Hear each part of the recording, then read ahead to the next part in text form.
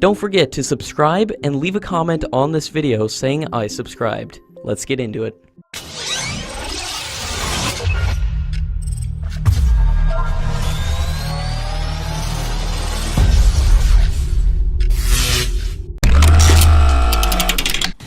Ukraine has offered maintenance to the Indian Navy's aircraft carrier, INS Vikramaditya, and will jointly produce gas turbine engines with India.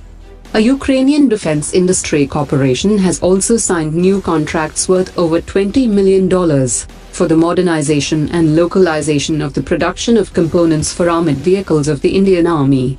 Ukraine has also showed interest in the joint production of ships and radar systems, and the supplies of spare parts for submarines and Indian ships. In another development, Hindustan Aeronautics Limited has signed a memorandum of understanding with Motor Sich Joint Stock Company of Ukraine for the design of engines, development and manufacturing of critical components. The Martin UAV of US has successfully completed flight demonstrations for the Indian Army. Over the last 2 weeks, the VBAT UAV was flown in operational test scenarios in both mountainous terrain and jungle environments, and it performed exceptionally well in the challenging conditions. The VBAT is a long-endurance vertical takeoff and landing UAV, which is used for operations in confined areas. Dr. Christopher, the chairman of Defense Research and Development Organization, has said that the Indian Army will get the third-generation Nag ATGMs in 2019, as the full-fledged production of the indigenous system will start from first half of 2019. He also informed that the DRDO has successfully tested the indigenous system in desert conditions in February 2018. At Defense Expo 2018, more than 5 Indian companies have displayed their plans to manufacture rifles in India, in collaboration with foreign manufacturers. In the next few months, foreign manufacturers like Desert Tech of US and Lewis Machine and Tool Company will start the manufacturing in India. These rifles are used by special forces of Czech Republic, United Arab Emirates, and a few other countries. CBC, a Brazilian manufacturer, is also planning to shift its entire production line to India, and the rifles would also be exported to countries in the Middle East and Southeast Asia.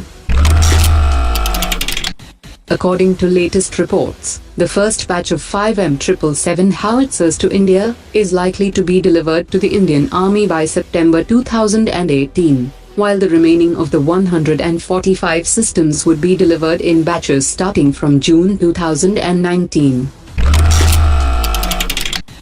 According to Director General of BrahMos Aerospace, India is currently developing the next generation of BrahMos, which will be lighter than the earlier ones and can be easily mounted on the aircraft. The air-launched version of the BrahMos that was tested from Su-30 fighter jet is currently being upgraded, so that 3 to 4 BrahMos could be easily fitted to one Su-30 aircraft. On the sidelines of the Defense Expo 2018, 7 memorandum of understandings were signed between the Indian private defense firms and Russian original equipment manufacturers for the production of spare parts of Russian defense platforms which are being used by the Indian Armed Forces. Ashok Leyland, the leading Indian automobile manufacturing company, has said that it has bagged a contract from Ministry of Defence with an initial order worth 100 crore rupees for supplying high-mobility 10x10 vehicles to the Indian Army, which will be used to carry Smerch systems. According to reports, Russian helicopters will improve the flight characteristics of Kamov-28 helicopters operated by the Indian Navy. The helicopters will be equipped with new radio-electronic systems, up-to-date navigation system, and modernized communication facilities, and this upgradation work will be done by Russian helicopters under the post-sale maintenance program. India has approved the technical configuration of the Kamov 226T multi-role helicopter, which is expected to replace the older helicopters of the Indian Armed Forces by 2020.